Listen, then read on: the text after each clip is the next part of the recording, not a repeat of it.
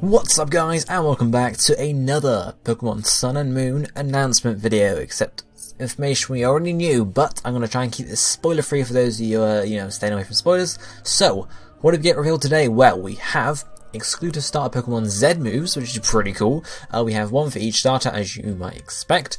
For Decidueye, we have Sinister Arrow Raid. For Incineroar, we have Malicious Moonsault. And then for Primarina, we have Oceanic Operator. And they are basically Z moves of their signature moves, which would be Spirit Shackle. The other ones, I can't remember off the top of my head, but you guys get the idea. So that's those. There are also, the official site has confirmed different types of Z moves, so we'll just check that out quickly. Because that's pretty cool. I'd say that's a pretty cool sort of thing.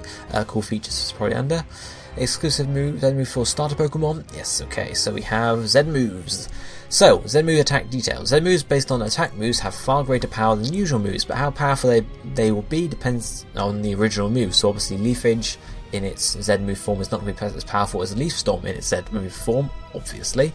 But since Z moves are full part attack, they also seem to be impossible to fully ward off with moves like Protect and Detect. They will still do damage. Yes, I've experienced this. Not myself. I used my Z move on an NPC in the game. They tried to protect it, and yeah, didn't go well for them because they got wiped out regardless. So it's sort of 50-50. I'm thinking on that. It's like, okay, great, Protect and Detect don't stop it. It's not like your Z move is going to be completely wasted in a battle if you time it wrong. But then at the same time, what if you want to use the Protect and Detect very strategically and think, oh, I think they're going to Z move now, I better do that, So, I don't know, it's 50-50. But there's also Z move status move details. When you pull your Z power into a status move, it will be powered up into a status move with new effects added to it. These effects seem to come in many varieties, so some may raise your own Pokemon stats, while others may heal the next Pokemon to switch in, for example. So that's pretty cool. I discovered this playing through myself as well. It's quite interesting how, what different moves do when they are Z powered up. Some of them are, just like normal ones, and then you just get like an extra stat boost afterwards. Some of them are completely different, so it's certainly something to watch out for. But yes, obviously Pokemon exclusive Z moves, as we've seen some more of this before. But as well as this, we also had some new Ultra Beast revealed, because that's what they did. They revealed some Ultra Beasts. So what have we got in terms of Ultra Beasts? We have UB03 Lightning, or UB03, is it? UB3 Lighting. Now, whether that's a typo across the whole thing, I don't know, but lightning is what it is in Japan, so I would only assume it was supposed to be lightning here, but okay, it's apparently lighting rather. And we also have UB05 Glutton. Now, we don't have too much about lighting apparently, but Glutton, this beast has an astounding appetite and it will completely devour anything in the front of its eyes. It's said that it devours not only objects, but the ground, rivers, and even the seas. Despite the abnormal amounts that this beast consumes, it's said that it doesn't produce any waste products. It's possible that it's completely converting everything rather. It eats into energy to sustain itself, but the true details remain unknown. So, two more Ultra Beasts here, UB03 and UB05. I don't know what happened to UB04, sort of disappeared in the middle, but we did have the two yesterday in Korokoro, which were apparently UB04, I think, so that makes sense, it fills in the gap. We also saw, the picture of Glutton also came out in Korokoro as well, after I made the video yesterday, so some more Ultra Beasts, who knows if it's all of them, but we also have this new Pokemon revealed on the official site. It revealed anyway. In terms of, in Korokoro, it was just put there and was like, here you go. And there wasn't anything said about it. And again, here, nothing is said about it again. We just see this, even more mystery awaits in Pokemon Sun and Moon. And this black Pokemon there. So who knows exactly what that's about. Whether they want to keep it a secret exactly, or don't want, just want to tease us and not do that. But also, we have version exclusive details. So if you're getting both games and you're thinking like, okay, I don't know which one I'm going to play first. Maybe if you're in love with a particular Pokemon, you can choose easier. So, Pokemon exclusive Pokemon Sun are Turtonator, Alolan Vulpix, and Passimian. And then exclusive Pokemon Moon, there's Drampa, Alolan Sandshrew, and Oranguru. Obviously, there's also started the legendaries, but then there's Rockruff, and that's a bit different from what we've heard before.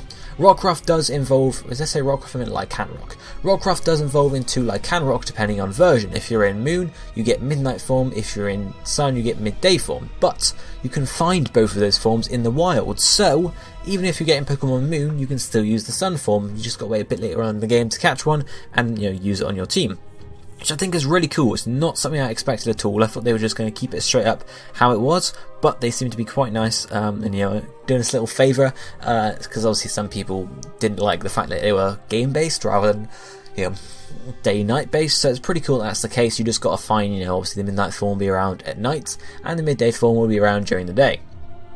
So it's pretty funky.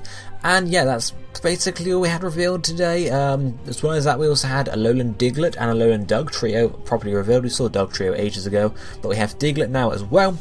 Alolan Diglett is the mold Pokemon. It's a ground steel type, and it has a new ability called Tangling Hair. Now, Tangling Hair, its new ability no Pokemon has. With the Tangling Hair ability, opponents that hit Alolan Diglett with a move that makes direct contact with their speed lowered by 1 stage. So I guess that'll be pretty decent for Alolan Diglett. We'll have to see how that goes. But in terms of description, Diglett in the Alola region live in volcanic areas, so they have few places to hide themselves. Their tunneling activity ploughs the land, creating cultivated soil, very nice. The hairline grows spouting from its head and metallic whiskers. It's said to develop these stiff yet flexible whiskers in order to survive in the hostile volcanic environment.